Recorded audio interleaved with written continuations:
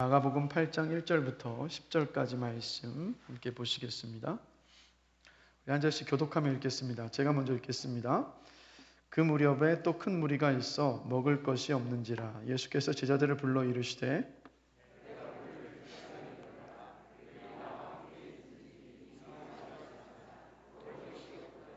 만일 내가 그들을 굶겨 집으로 보내면 길에서 기진하리라. 그 중에는 멀리서 온 사람들도 있느니라.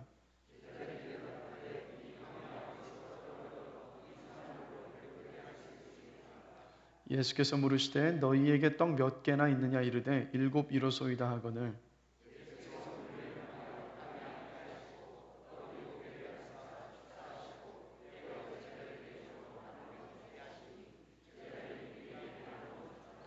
또 작은 생선 2~5마리가 있는지라 이에 축복하시고 명하사 이것도 나누어 주게 하시니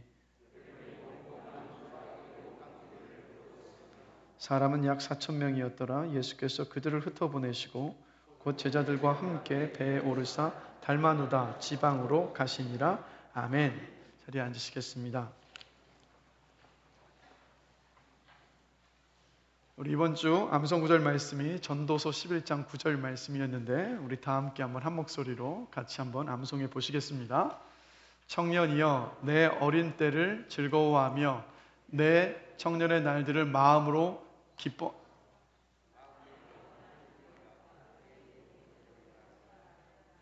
하나님이 이 모든 일로 말미암아 너를 심판하실 줄 알라. 전도서 11장 9절 말씀. 아멘. 순간적으로 지금 머릿속에서 헷갈려 버렸습니다.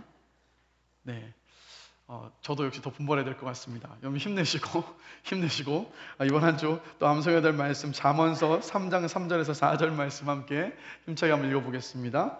인자와 진리가 내게서 떠나지 말게 하고 그것을 내 목에 매며 내 마음판에 새기라. 그리하면 내가 하나님과 사람 앞에서 은총과 귀중히 여김을 받으리라. 아멘.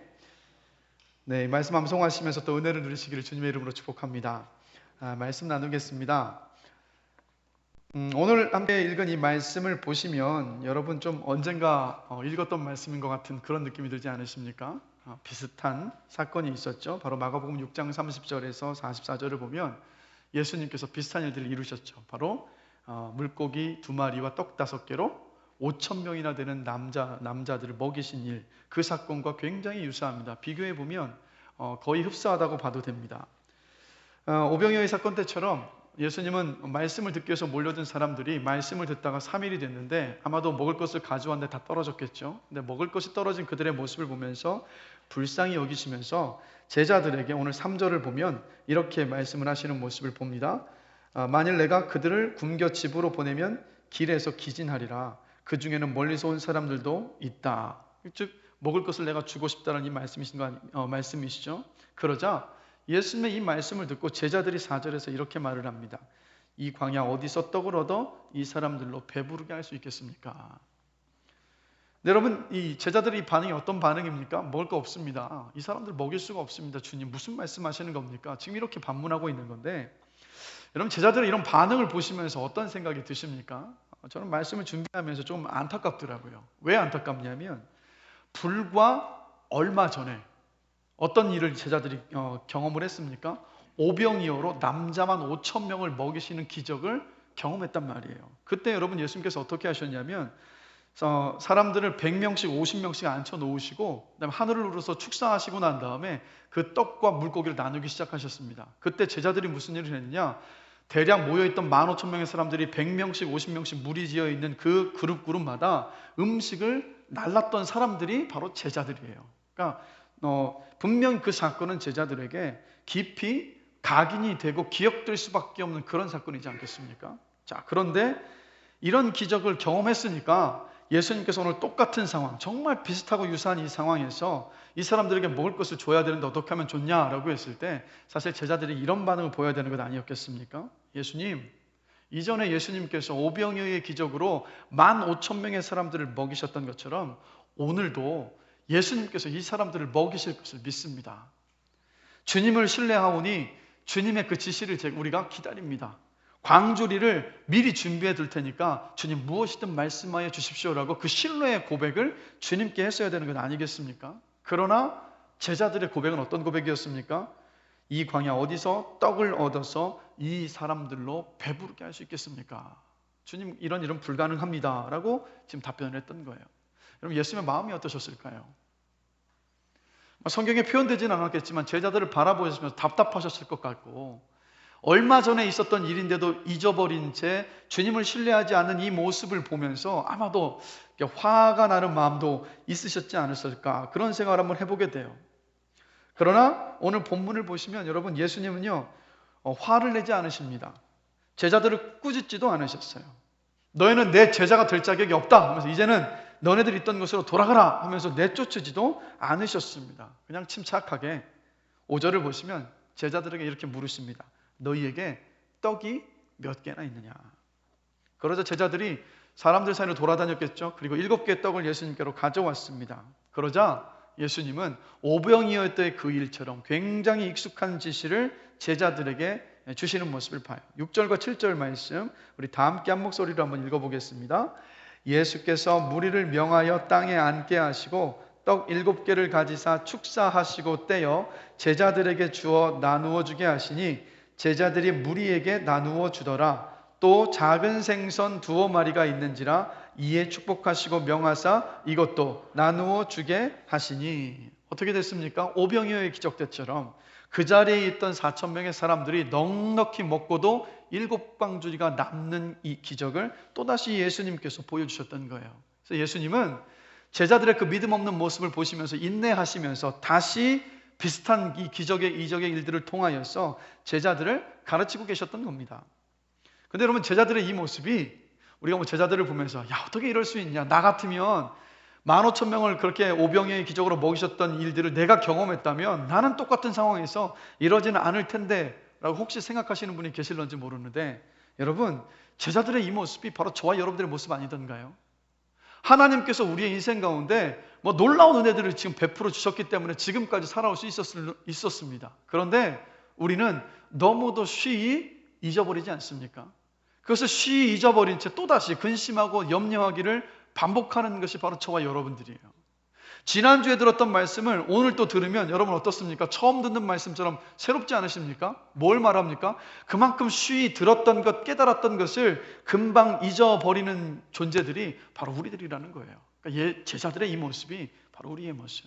근데 너무 감사한 것은 뭔지 아십니까? 다그치지 않으시고 기다려주시면서 그래도 보듬으며 가르치시는 그 주님이 여전히 저와 여러분들에게도 똑같이 그렇게 행하고 계시다는 사실입니다.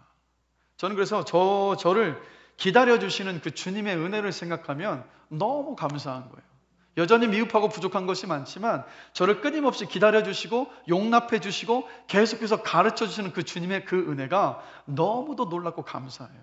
여러분, 그 은혜를 늘 기억하시면서 지금 여러분의 모습 앞에 실망하지 마시고 정말 주님을 붙잡고 걸어가시는 그 믿음의 길을 포기하지 않게 되시길 주님의 이름으로 축원합니다. 여러분, 이렇게 예수님은 제자들을 계속해서 가르치셨어요. 왜 그러냐면 예수님은 이 땅을 떠나실 것이었고 제자들은 땅에 남을 것이었기 때문이에요. 그리고 예수님께서 시작하셨던 그 사역을 제자들이 이어가야 했기 때문에 주님은 계속해서 제자들을 가르치셨던 겁니다. 자, 그럼 우리의 질문은 여기에 있습니다.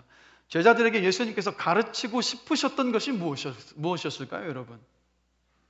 예수님이 마가복음을 보면 이 땅에서 공생의 사역을 시작하실 때 마가복음 1장 15절에서 가르치셨던 것이 바로 이 말씀입니다. 하나님의 나라가 가까이 왔으니 회개하고 복음을 믿어라. 그래서 예수님은 그 사역을 시작하시면서 무엇을 먼저 가르치셨느냐? 하나님의 나라를 가르치셨어요. 그래서 마지막에 부활하시고 난 다음에 40일 동안 이 땅에 머무시다가 하늘로 올라가셨는데 그 40일 동안에 우리 예수님께서 하셨던 일도 뭐냐면 제자들에게 하나님 나라를 가르치셨습니다. 즉 예수님께서 가르치고 싶으셨던 것은 뭐냐? 하나님의 나라였어요. 하나님 나라의 복음. 그럼 또 질문 드립니다. 여러분, 하나님의 나라가 뭡니까? 하나님의 나라가 뭔가요, 여러분? 여러분, 우리가 예수님을 부를 때 예수 그리스도라고 부릅니다. 그리스도라는 이 말은 히브리어로 메시아예요. 어떤 뜻이냐면 기름 부음 받은 왕이라는 뜻입니다. 그렇다면 예수님께서 이 땅에 오신 사건은 어떤 사건이냐면 기름 부음을 받으신 왕이 이 세상에 오신 사건이 바로 성육신의 사건입니다. 그래서 예수님께서 가르치신 하나님의 나라는 어떤 것이냐? 바로 왕이신 예수님께 다스림을 받는 나라가 내가 옴으로 시작되었다. 이것이 바로 하나님 나라의 복음이라는 거예요. 그래서 여러분 우리가 얻은 구원에 대하여서 우리가 잘 생각해 봐야 되는 것이 단지 저와 여러분들이 예수를 믿어서 죽어서 천국에 가는 것, 그것이 그리스도인의 삶의 전부가 여러분 아닙니다. 만약 이것이 다라면 하나님께서 오늘이라는 선물을 저와 여러분들에게 주셨는데 이 선물을 누리지 못한 채 그냥 어떻게 대할 수밖에 없냐면 그냥 어떻게 해서든 빨리 지나가야만 하는, 어떻게 해서든 되도록이면 빨리 피해야 하는 것이 되어버린다는 거예요. 그런데 우리 주님은 그렇게 오늘이라는 이 날들을 그렇게 우리에게 주시지 않으셨다는 거예요. 그래서 여러분 예수님을 믿는다는 것은 예수님께서 내 구주이시고 동시에 내 삶의 주인이심을 믿는 것이 바로 예수님을 믿는 참 믿음입니다. 그래서 마치 동전의 양면과도 같아서 구주이심을 믿는 것과 내 인생의 주인이심을 믿는 것은 같이 가야 하는 거예요. 질문 드립니다. 예수님께서 여러분을 구원하여 주신 구주이심을 믿으십니까? 이제는 예수님께서 여러분의 인생의 주인이심을 믿으십니까? 그 믿음이 참 믿음이에요. 그래서 그리스도인은 예수님을 내 인생의 주인으로 인정하며 예수님의 다스림을 받는 사람들입니다. 예수님의 말씀에 순종하는 사람들이에요. 그래서 이 땅을 살면서 하나님의 나라를 살아가는 사람들이 바로 저와 여러분 그리스도인인 줄로 믿습니다. 그 인생 가운데 주님께서 약속하신 것이 뭡니까? 바로 형통한 인생을 주님께서 약속하셨다는 거예요. 주의 뜻이 이루어져가는 형통한 삶, 어떠한 상황 가운데에서도 주의 선하신 뜻이 이루어지는 그 삶을 주님께서 약속하셨습니다. 그래서 여러분 우리 예수님을 여러분의 구주로 또 인생의 주인으로 고백하시면서 그 믿음의 길을 걸어가시기를 주님의 이름으로 축복합니다.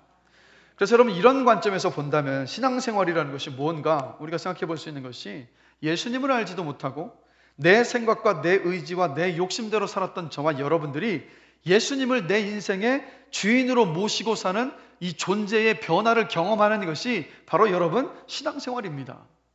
그래서 우리 마가복음을 살펴보고 있지만 예수님께서 병을 고치시고 귀신을 쫓으시고 폭풍과 바람을 파도를 잠재우시고 죽은 야이로의 딸을 살리시고 오병이어의 기적과 본문에 4,000명을 먹이시는 기적을 제자들에게 보이셨던 이유는 여러분 딱 하나입니다. 제자들이 예수님께서 그리스도시라는 것을 알기를 원하셨던 거예요. 이 말씀을 기록하신 이유도 저와 여러분들이 예수님께서 그리스도시라는 것을 알도록 하시기 위해서, 그로 말미암아서 예수님을 저와 여러분들 진짜 인생의 주인으로, 임금으로, 왕으로 모시며 이 땅을 살아가도록 하시기 위해서 이 말씀들을 기록해 놓으신 거예요. 그런데 여러분 이 존재의 변화는, 예수님을 내 인생의 주인으로 모시고 사는 이 존재의 변화는 그냥 일어나지를 않습니다. 어디로부터 시작되냐면 우리 마음판의 변화로부터 이 일들이 시작됩니다. 그래서 성경을 보면 끊임없이 우리의 마음의 문제에 대한 것들을 다루고 있는 모습을 봐요. 대표적으로 이런 말씀드립니다. 예레미야 17장 9절 말씀을 보면 만물보다 심히 거짓되고 심히 부패한 것은 마음이라. 로마서 1장 28절입니다. 그 마음에 하나님 두기를 싫어하는 것이 죄다. 마음에 하나님 두기를 끊임없이 싫어하는 것이 바로 우리들의 모습이라는 거죠. 그 다음에 로마서 2장 29절을 보면 할례를 몸이 아닌 마음에 받아라. 겉으로 할례를 받아서 내가 하나님의 사람입니다 그 증표를 자랑할 것이 아니라 마음의 할례, 즉 말씀에 순종하며 주님을 주님으로 인정하는 그 삶을 통해서 보여줘라, 이런 말씀이었던 거예요. 그리고 히브리서 13장 5절을 보면 또 이렇게 말씀합니다. 너희 마음을 완고하게 하지 말아라. 완고하게 하지 말아라. 그래서 여러분 성경을 보면 자그마치 1000번 이상을 우리의 마음에 대해서 이야기를 합니다.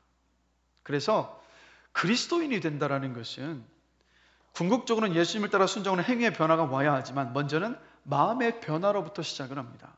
그래서 여러분 아무리 교회를 열심히 다니고 봉사도 많이 하고 헌금 생활도 열심히 한다 하더라도 우리의 마음이요 예수님을 닮아가고 있지 않다면 우리 지금 신앙생활을 잘못하고 있는 것입니다. 신앙은 사실 우리의 마음을 어떻게 가꿀 것인가에 대한 질문이라는 거예요. 돌아보기를 원합니다.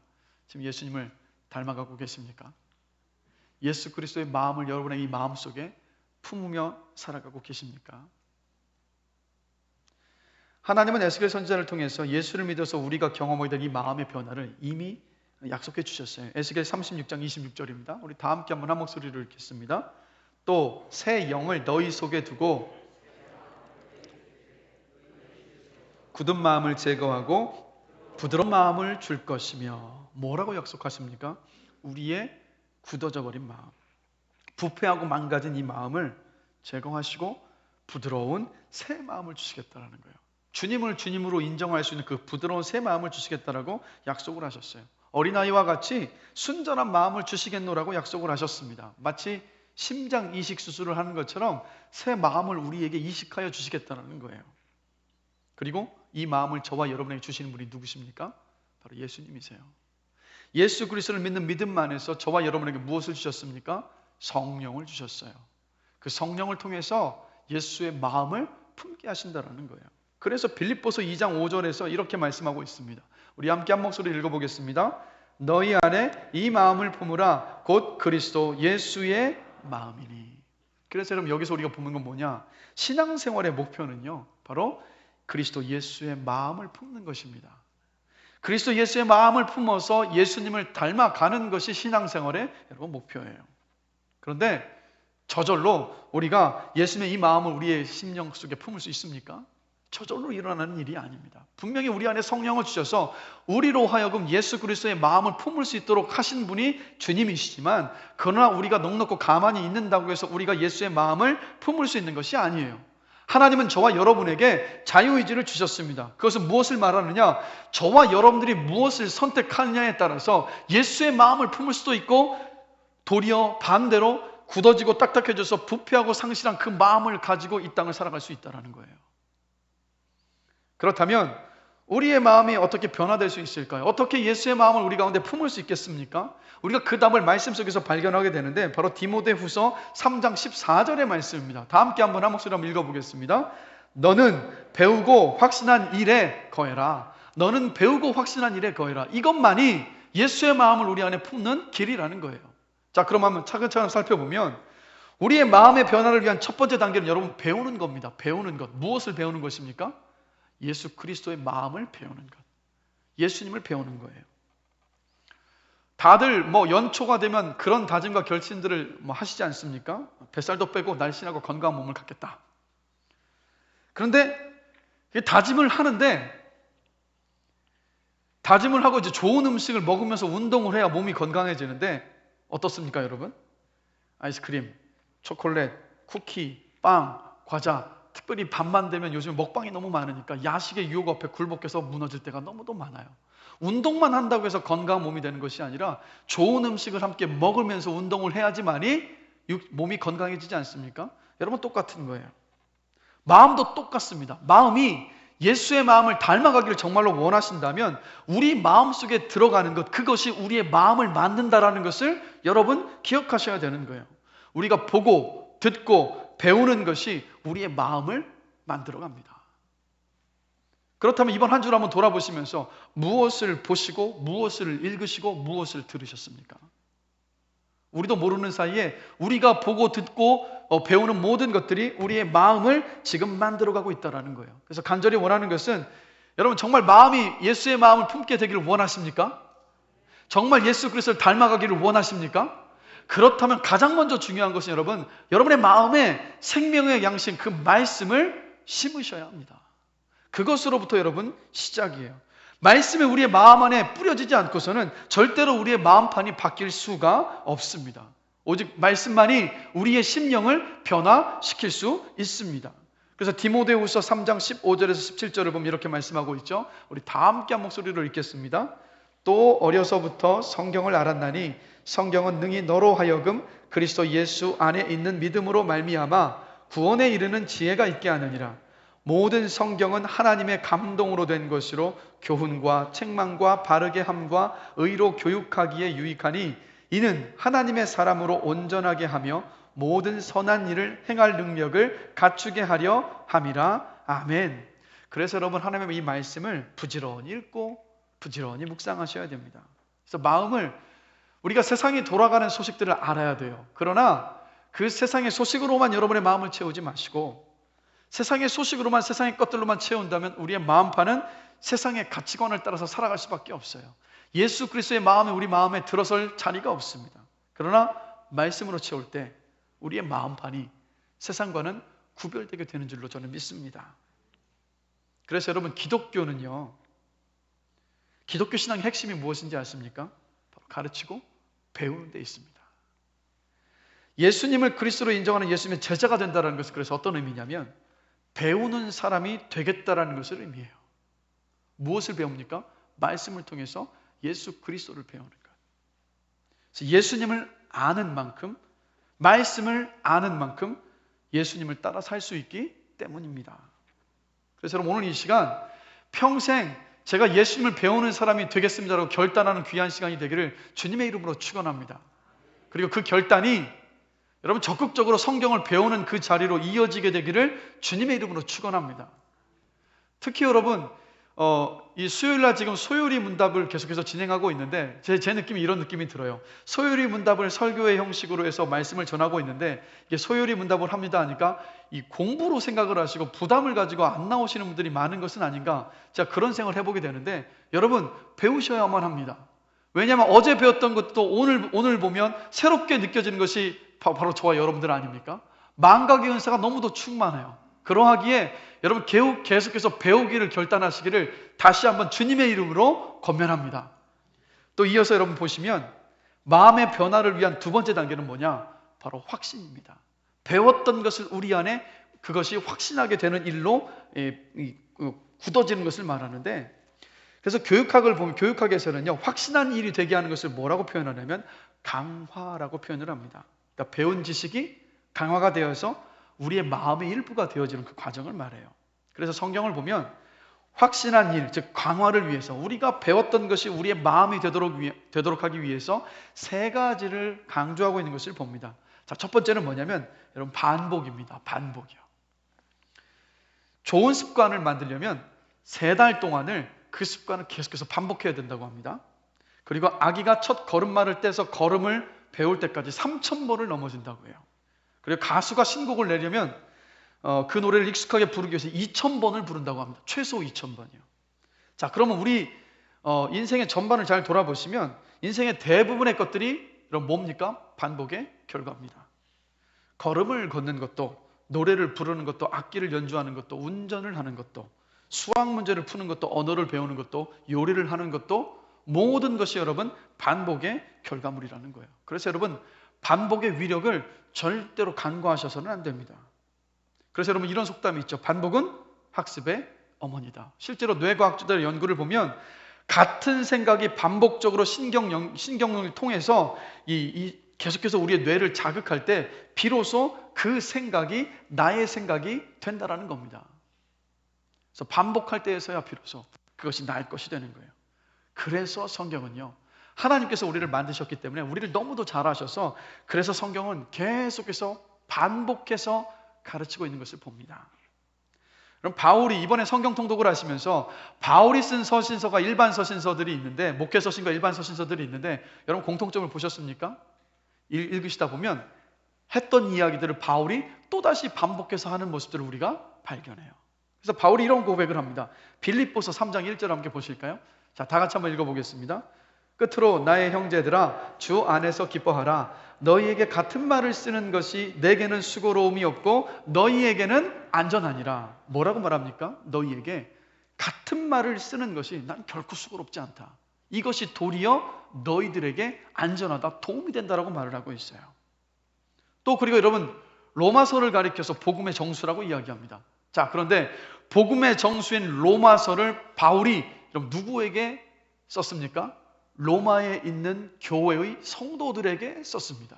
이미 예수 그리스도를 믿어서 복음을 듣고 구원받은 사람들에게 바울은 다시 한번 로마서를 기록해서 그들에게 편지로 보냈던 거예요. 왜요?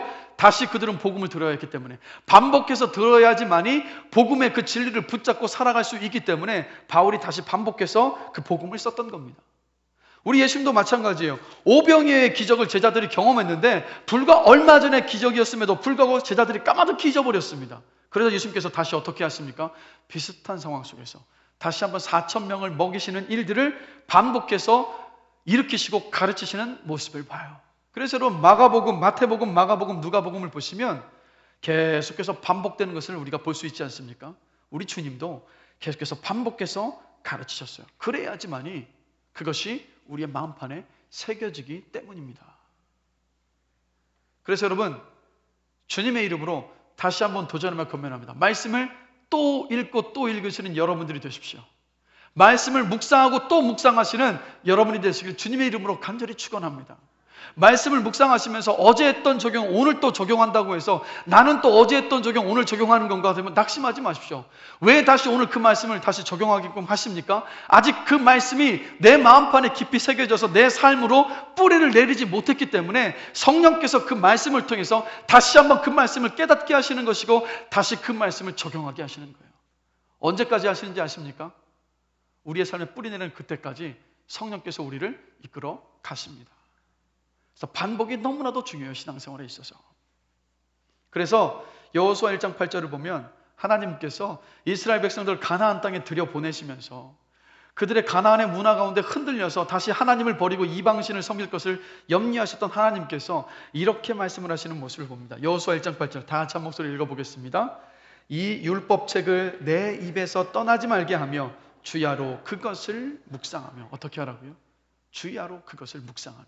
묵상한다는 이 말이 읊조린다라는 뜻이에요. 늘 기억한다는 것을 말씀합니다. 그래서 말씀을 준비하면서 어떤 교회의 한 권사님의 이야기를 제가 보게 됐는데 이 권사님은요 모든 설교를 다 노트를 정리를 하신다는 거예요. 그래서 예배를 드리면서 간단하게 이제 메모를 하시고 난 다음에 다음 날이 되면 그 메모를 간단히 했던 메모를 보시면서 다시 그 설교를 되살리면서 다시 정리를 하신다는 거예요. 그래서 들을 때도 이 권사님의 고백을 보니까 들을 때도 은혜가 있는데 도리어 집에 돌아와서 하루가 지나고 나서 설교를 정리할 때 그 은혜가 더 풍성해집니다라고 고백을 하시더라고요. 여러분 공부를 잘하는 비결은 어디에 있습니까? 복습을 잘해야 됩니다. 복습을 잘해야 공부를 잘해요. 그런데 여러분 신앙도 똑같습니다. 복습을 통해서 반복을 하실 때 그때에서야 비로소 우리의 신앙과 믿음이 자라납니다. 그래서 여러분 이 시간 도전합니다. 말씀을 그냥 듣지 마시고 짧게라도 그 핵심을 메모하면서 들으십시오. 그리고 메모하면서 들었던 말씀을 한번 돌아보시면서 다시 그 말씀을 붙잡고 살아가시는 여러분들이 되시기를 주님의 이름으로 축복하고 권면합니다. 아멘 소리가 굉장히 작으시네요. 네. 이러면 또 저도 오기가 생겨서 다시 한번 제가 권면합니다. 말씀을 들으실 때 메모하면서 들으시기를 주님의 이름으로 권면합니다. 자 이제 다 아멘 하셨습니다. 그래서 다음 주부터는 제가 보겠습니다. 이 손이 움직이고 있는지 안 움직이고 있는지를 한번 제가 확인을 하겠습니다. 바로 이 반복이 너무나도 중요해요. 그리고 두 번째는 뭐냐면 바로 모델을 보는 겁니다. 그 말씀대로 살아가는 그 모델을 보는 것. 그래서 우리가 이런 모습을 봅니다. 어릴 때 어머니가 들려주시는 성경 이야기를 듣고 자란 사람은요 결혼을 해서 자녀를 얻게 되면 똑같이 그렇게 성경 말씀을 들려주지 않습니까? 또 기도하는 부모님의 등을 보고 자라는 자녀들이 기도의 자리로 가요. 그리고 말씀을 사랑해서 말씀을 펼치고 읽는 부모의 모습을 보면서 자란 자녀들이 어떻게 합니까? 똑같이 말씀을 펼쳐두고 그 말씀을 보는 모습을 봅니다. 그래서 이런 말이 있죠. 삶으로 보여준 것만 남는다. 삶으로 가르친 것만 남는다. 즉 삶으로 볼 때 이것을 깨닫는 거예요. 아 그게 그냥 말씀으로 아는 그냥 이론이 아니구나. 아 진짜 저렇게 살 수 있구나. 야 그렇게 살면 저런 삶의 열매와 결과들을 볼 수 있구나라고 그 직접 살아가는 그 모델들을 볼 때 이 확신이 생겨나는 거예요. 그래서 그런 말씀대로 붙잡고 살아가는 모델을 보는 것이 너무도 중요합니다. 그래서 예수님은 이 땅에 계실 때요 제자들이 막 찾아올 때 예수님 이 말씀하셨어요. 와서 나인대로 와서 봐라. 실제 예수님은 제자들과 함께 동행하시면서 함께 동고동락하시면서 가르치셨지만 가르치셨던 것을 삶으로 보여주시면서 사셨어요. 낮아져서 섬겨라 라고 제자들에게 가르치셨습니다. 그런데 어떻게까지 하셨습니까? 허리를 수건에 두르시고 무릎을 꿇고 제자들의 발을 씻겨주시면서 당신께서 가르치셨던 것을 삶으로 보여주셨어요. 가난하고 소외된 자들을 사랑하며 그들을 섬겨라라고 가르치기만 하셨던 것이 아니라 우리 주님 어떻게 하셨습니까? 늘 그들 곁에 계셨어요. 이런 예수님의 모습을 실제로 보면서 그 신앙과 믿음이 자라났던 제자들이 어떠한 삶을 살아갔습니까? 주님과 똑같은 삶을 최선을 다하여서 살아갔던 모습을 우리가 봐요. 그리고 여러분, 사도 바울도요, 고린도 교회 성도들에게 편지를 쓰면서 이런 말을 합니다. 그러므로 내가 너희에게 권하노니 너희는 나를 본받는 자가 되라. 너희는 나를 본받는 자가 되라. 이게 무슨 말입니까? 말한 대로, 가르친 대로 내가 살았기 때문에 고린도 교회 성도들에게 이렇게 권면할 수가 있었던 거예요. 여러분, 이 인생이 정말로 아름답고 복되고 귀한 인생이지 않습니까? 저와 여러분의 인생이 바울의 이교복처럼 너희는 나를 본받는 자가 되라라고 우리의 자녀들에게 고백할 수 있는, 권면할 수 있는 복된 인생이 되시기를 주님의 이름으로 축복합니다. 이 인생이 정말로 귀하고 아름다운 인생이에요. 그래서 오늘도요, 제가 한 성도님이 저한테 오셔서 이런 말씀을 하시는 거예요. 목사님, 코로나지만 우리도 전도를 계속 했으면 좋겠어요. 또 이러시는 거예요. 그래서 그래야죠. 근데 왜 그러세요? 이렇게 물어보니까 이번 주간에 길거리에 나가보니까 이 마스크를 들고 밖에서 전도하시는 다른 교회 성도님들을 본 거예요. 그분들을 딱 보고 나니까 야, 코로나 때문에 이게 못할 것이 아니구나. 코로나 속에서도 얼마든지 복음을 전하는 일들을 할 수 있는구나. 실제로 그렇게 전하시는 그 모습을 보고 나니까 어떤 게 생긴 겁니까? 마음 안에 나도 저렇게 복음을 전하겠다는 그 마음의 동기가 일어났던 것 아니겠습니까? 이렇게 여러분 모델을 보는 것이 너무도 중요합니다. 그래서 여러분, 교회는요, 말씀을 가르치고 배우는 곳이기도 하지만 더 중요한 것은 어디에 있냐면 서로 함께 배운 그 말씀을 붙잡고 살아내는 것을 보여주면서 확신한 일이 되게 하는 하나님의 통로가 바로 교회인 줄로 저는 믿습니다. 특별히 지금 코로나 때문에 목장 모임이 잘 이루어지지 못하고 있어서 참 안타까운 가운데 있긴 하지만 우리의 목장 모임을 통해서 정말 말씀대로 살아가는 신앙의 모델들을 보고 그 안에서 힘과 용기를 얻고 동기를 얻을 수 있는 그런 모임들이 되기를 주님의 이름으로 간절히 축원합니다. 그리고 무엇보다도요, 여러분들이요, 여러분의 자녀들에게, 그리고 함께 신앙생활하는 서로에게 신앙의 롤 모델들이 되시기를 주님의 이름으로 축복합니다. 그래서 우리 교회 안에 이런 고백들이 많아졌으면 좋겠어요. 오늘 성도님이 말씀대로 살아가시는 모습을 보면서 저도 도전받았습니다. 그래서 저도 저렇게 살아야겠다는 마음에 결심을 하게 됐어요. 이곳에서 예수님을 따르는 신앙생활이 무엇인가 제가 배울 수 있게 되어서 너무 감사합니다는 이 고백이 여러분들을 통해서 우리 교회 안에 풍성하게 되기를 주님의 이름으로 간절히 축원합니다.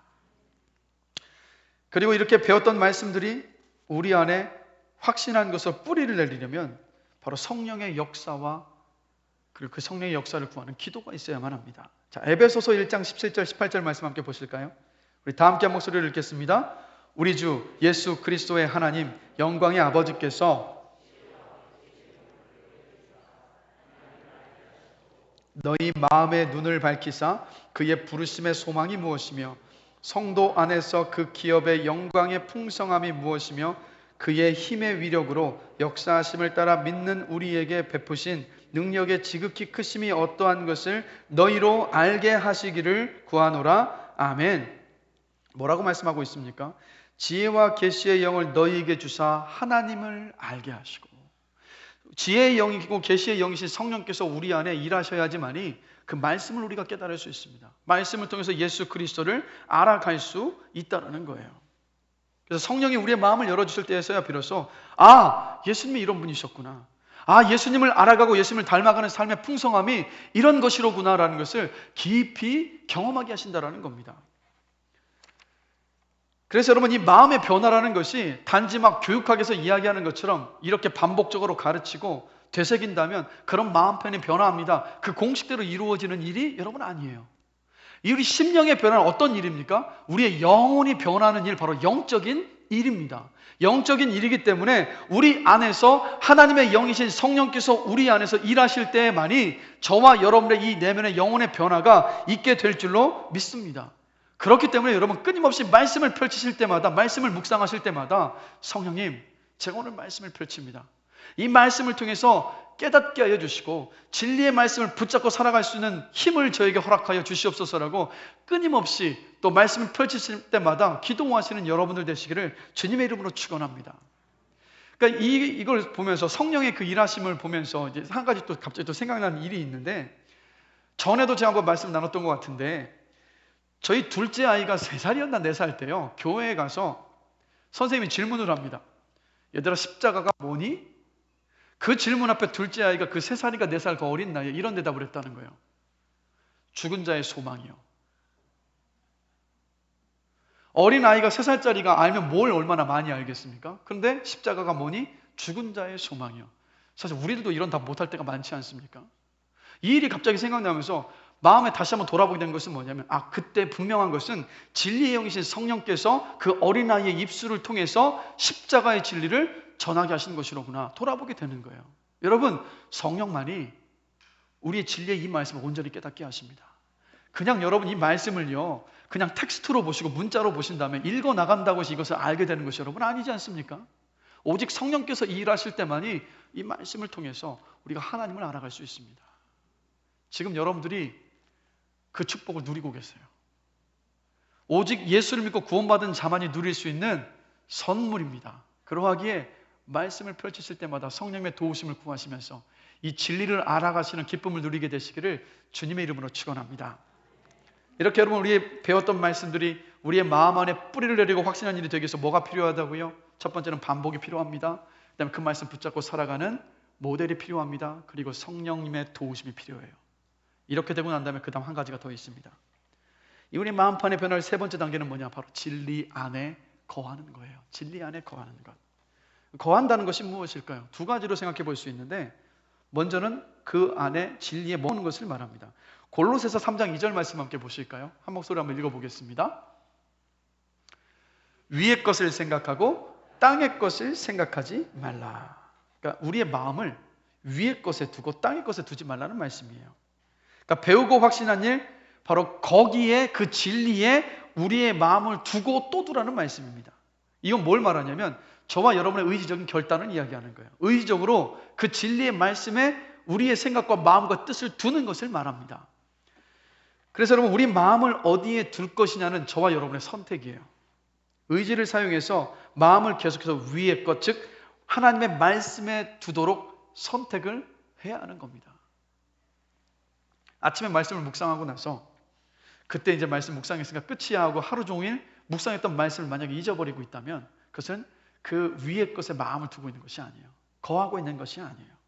아침에 말씀을 묵상하셨다면 우리에게 이런 노력들이 필요한 거예요.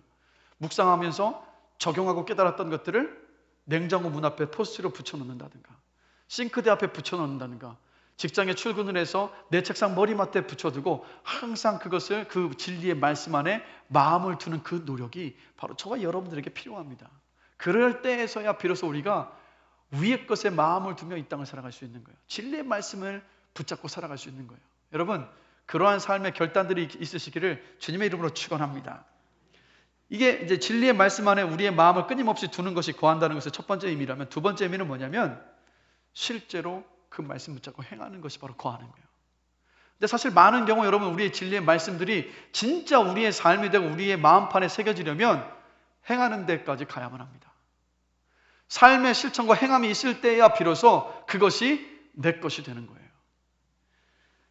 전도서 12장 13절 말씀 함께 보실까요? 함께 한 목소리 한번 읽어보겠습니다. 일의 결국을 다 들었으니 하나님을 경외하고 그의 명령들을 지킬지어다. 이것이 모든 사람의 본분이니라.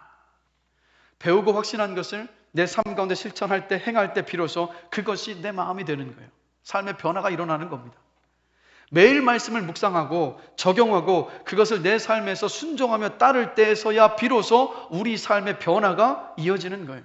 여러분, 순종의 행함까지 이어지지 않고서는 절대 예수의 마음을 품고 이 땅을 살아갈 수가 없습니다. 그런데 더 놀라운 것은 이 순종함으로 행함으로 섰을 때 비로소 변화를 경험하죠. 변화를 경험하고 나면 어떤 선순환이 일어나면, 야, 진짜 내 삶 가운데 이런 변화가 있고 내 마음이 이렇게 변화되어 가는구나. 그래, 또다시 주의 말씀 붙잡고 다시 그 말씀 안에 살아가야겠다는 이러한 선순환이 일어나게 되는 거예요. 여러분, 그러한 삶이 되시길 주님의 이름으로 축복합니다. 좀 부끄러운 고백이지만 제가요, 저희 아이들을 양육하면서 아비로서 부모라고 해서 항상 모든 일 다 잘하는 거 아니지 않습니까? 저도 아이들한테 잘못할 때가 있어요. 근데 제가 어땠냐면, 이제 제 아내가 옆에서 저의 잘못한 것을 보고 인정하라고 얘기해도 제 마음이 어땠냐면 절대 인정하지 않았어요. 아빠가 돼서 이거 인정하면 안 되지. 그래서 끝까지 일단은 그 일이 자연스럽게 잊혀질 때까지 버티고 또 버텼습니다. 그게 저였어요. 부끄럽지만. 근데 어느 날 금요일에요. 금요성령 집회에서 말씀을 전하는데 그때 말씀이 어떤 말씀이었냐면 우리가 먼저 사과하고 먼저 용서를 구합시다는 이 말씀이었어요. 근데 그 말씀을 전하는 내내 자꾸 머릿속에 때리는 것이 뭐였냐면 너는 네 아이들한테 먼저 사과했니? 먼저 용서를 구했니? 계속해서 제 마음을 때리더라고요. 그래서 그날요 금요성령 집회를 마치고 기도까지 마치고 난 다음에 집에 돌아가자마자 바로 한 게 뭔지 아십니까? 아이들에게 사과했어요. 아빠가 미안했다고. 그때 아빠가 잘못했었고 아빠의 실수고 잘못이었어. 아빠를 용서해 줄 수 있겠냐고 불러다 놓고 아주 정중하게 사과를 했습니다. 근데 놀라운 게 뭔지 아십니까? 그 한 번이 너무 힘들었는데 한 번을 먼저 사과하고 나니까 그 다음부터 제가 실수를 하게 되면 아이들에게 용서를 구하는 것이 어렵지 않더라고요. 뭘 말합니까? 말씀은요 순종할 때 비로소 저와 여러분의 것이 됩니다. 그 삶의 변화가 일어납니다. 여러분 그러한 사람들이 되시기를 주님의 이름으로 간절히 축원합니다. 여러분 말씀을 마무리하겠습니다. 지난 추수감사절을 맞아서 감사 릴레이가 우리 교회 밴드에서 계속 있었었죠. 저는 근데 많은 분들이 이제 뭐 감사 릴레이 동참해 주시고도 너무도 감사했고 막 감사의 고백들이 풍성한 것이 너무 기쁘더라고요. 근데 그 감사 릴레이 가운데 그때도 제가 잠시 예배 시작 전에 여러분께 말씀드렸던 것 같은데 추수감사 주일 때 저는 그 가운데 한 청년의 고백이 계속 잊혀지질 않는 거예요. 이 청년이 감사 릴레이를 쭉 보면서 이런 고백을 했습니다. 많은 장로님, 권사님, 집사님들의 감사 고백을 하나하나 읽어보았습니다. 하나님을 기뻐하고 따라 사는 것을 최고의 가치로 여기면서 삶을 살아내시는 귀하신 믿음의 선배님들과 한 교회를 이룰 수 있는 것이 감사합니다. 감사 글들을 읽으며 다시 한번 제 삶을 돌아보게 되고 하나님과 가까워질 수 있음에 감사합니다라는 고백을 첫 번째 감사 제목으로 이 청년이 올렸어요. 뭘 말합니까 여러분? 여러분들의 그 감사의 고백이 누군가에게 신앙의 롤 모델이 되었고 그리고 선한 영향력을 끼친 모습 아니겠습니까? 여러분 제가 간절히 원하는 것은요 오늘 함께 말씀 나누었던 것처럼 우리 모두가 하나님의 말씀을 배우고 그 말씀이 우리 안에 확신한 일이 되고 그리고 그 말씀을 붙잡고 행함을 통해서 우리가 예수 그리스도의 마음을 품고 예수 그리스도를 닮아가는 복된 삶이 되기를 주님의 이름으로 축복합니다. 그리고 그 삶의 모습을 보는 누군가가 선한 영향력을 받아서 나도 저렇게 예수를 붙잡고 따라 살아가야지라는 그 마음의 결단과 변화가 이어지게 되는 놀라운 일들이 일어나게 되기를 주님의 이름으로 간절히 축원합니다. 그래서 오늘 우리 마음 안에 다시 한번 배우고 확신한 일에 거하기를 결단하면서 또 기도하는 귀한 시간이 되기를 원합니다.